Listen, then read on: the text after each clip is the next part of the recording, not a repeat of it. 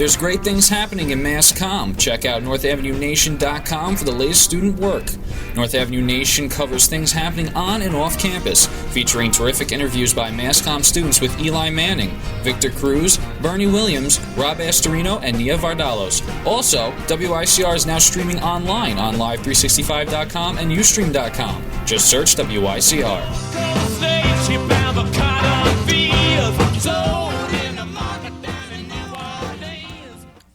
Good morning, everyone, and welcome back to WICR.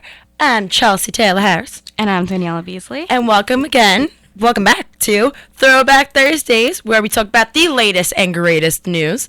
So we're going to start off with an actually really interesting topic today. Yeah. Malala, I'm really bad with syllables. If you heard about this Nobel Peace Prize winner? Of course, who hasn't? Her name is Malala Yousafzai. Correct me if I'm wrong, but I can't say her last name, but she is 17 years old, and she's sharing the Nobel Peace Prize along with I'm really, really, really bad with pronunciations. Kailash Satyarthi of India, and they both share something in common. They're always fighting for children's education, and they both are sharing the Nobel Peace Prize. And she is 17. Kailash is like in his 50s, but Malala is 17 years old. I know, it's crazy. She's 17 years old, and she grew up in Pakistan, and she was part of the Taliban, and she wasn't part of the Taliban. Whoa, brain fart. The Taliban abused her town in Pakistan, and they would always fight against women being educated. I was watching the speech yesterday, and some stuff in our we take magazines with CJ Farley, and then in our CJ Farley class, they were talking about how they would take the signs off the schools, and she's like, no, I'm being educated, and she's being educated, and she's going to try to enforce it in the Middle East because that's frowned upon in the Middle East. It's like crazy though that she, at such a young age, when you hear kids in the United States like, oh, school's so boring, I don't want to go, like, it seems so simple because we all say it when we're little, too. But like she literally risked her life to go to school and to get education and to do something that we all complain about doing when we're little. I know, and I'm just not over the fact she's 17. She's 17. Like, what are we doing with our lives? I don't know. Not winning Nobel Peace Prizes. We are not winning Nobel Peace Prizes, but I think she's a young woman to be. Yeah. Well, she definitely, in the interview that we watched, actually, she was saying how you don't realize how important something is to you until it's gone. And I think that's what people in the United States sometimes don't understand, I feel. Like, younger kids, they say, I don't want to go to school, I don't want to do this, but then the second that they're told that they can't, that they're not allowed to, they would want to get that back in 2 seconds. You're like, what? Yeah. I complain about school. We both complain about school. Everybody complains about school. I know. It's just like a thing. I know. Everyone complains about it. And I don't think I'm going to complain about school now because of Malala. Yeah. Yeah, we have a lot of work, but Malala is a Nobel Peace Prize winner. She's touring the world. She's still in school because I was watching Religion yesterday, and everyone was talking about Malala yesterday, and she was in school when she found out about the Nobel Peace Prize, and she stayed in school the whole entire day.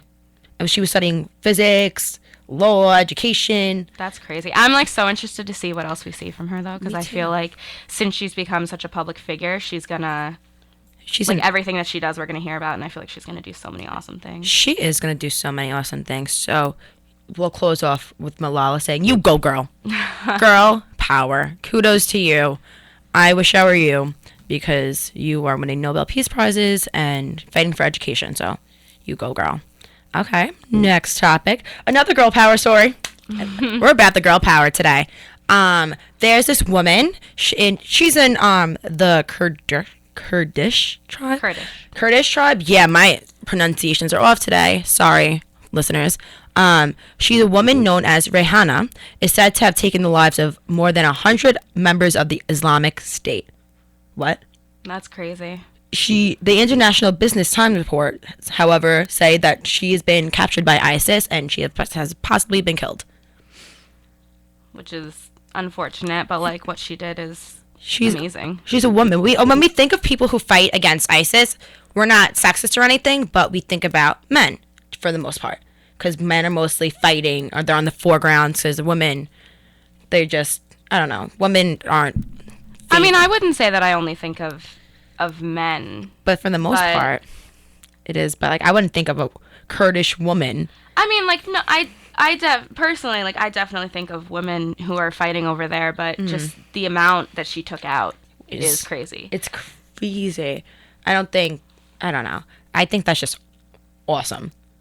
Then just very courageous of her to take on the biggest terrorist group in internationally right now, and for her to take 100 of them out, and now she's being punished by the ISIS because ISIS thinks they're all big and bad because they're threatened by a woman. That's right. Says a lot. They're not threatened by the U.S. Well, they are threatened by the U.S., but not as 100. Did we kill 100 people yet? I don't know, but I think that in terms of speaking about the whole women thing, it says here that another famous member of that same group that she was in is Dilar Genexmis, a 20-year-old mother of 2 who killed as many as 23 militants. Oh my God. So, I mean, as far as girl power, we're dominating right We now. are dominating, because it says the war heroine, along with many other brave females, are important to the Women Protection Unit.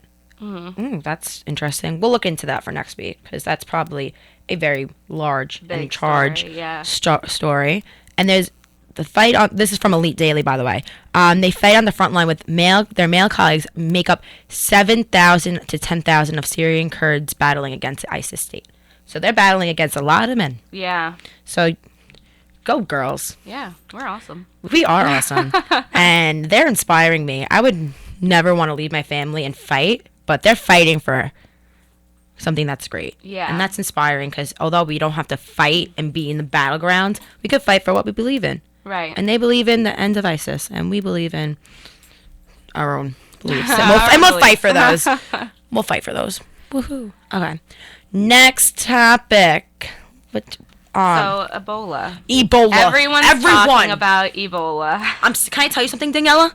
I'm sick of hearing about Ebola. I honestly, and this is gonna sound so bad, but I think scared. it's funny. I don't think that the disease itself is funny, but I think it's hilarious that people are actually freaking out and are like, "Oh my God, I'm gonna get Ebola! Hey, look, I have a spot on my arm. I have Ebola." Like, that's the things that I'm hearing, and I'm like, "Can you please calm down? Like, you have so much more of a chance of getting a cold than you do Ebola." Oh my God. So, You want to hear those symptoms? I was curious because, first of all, in Yale, in New Haven, this is an hour and 27 minutes ago, the Yale New Haven Hospital has confirmed that a patient with Ebola, that someone has Ebola-like symptoms in New Haven.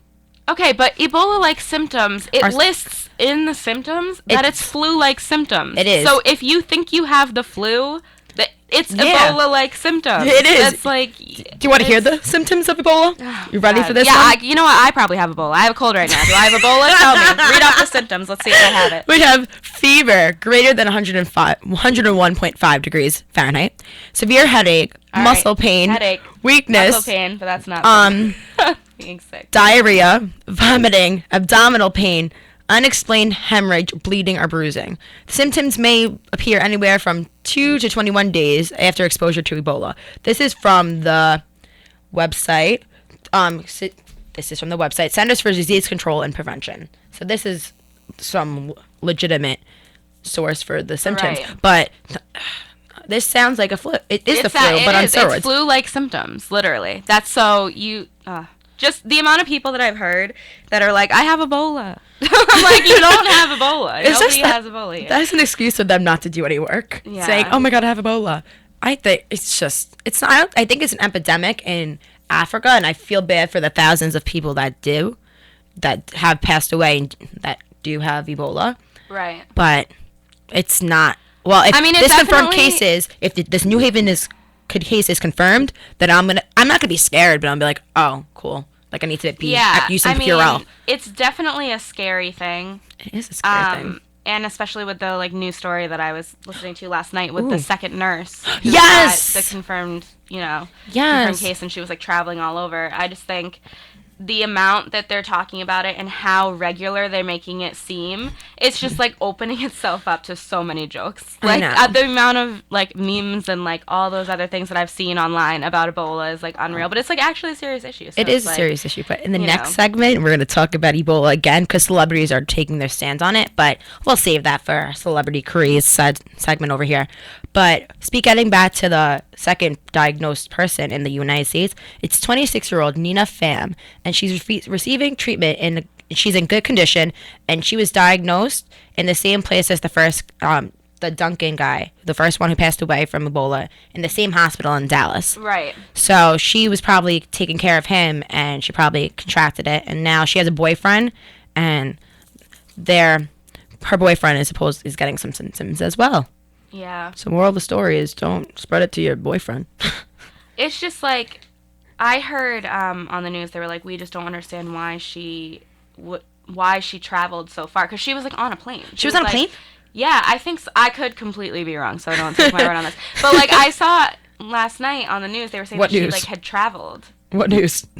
What news Honestly, source? I don't remember. I was like flipping. I was watching Yeah. American Horror Story. But I was like flipping back and forth. But like, I don't know. I feel like it said that she was like traveling or something. If you were anywhere in the vicinity of someone who actually had Ebola, I feel like I would just go and get myself checked out right away. True story. But she's receiving treatment, so like that's a good thing. Where? I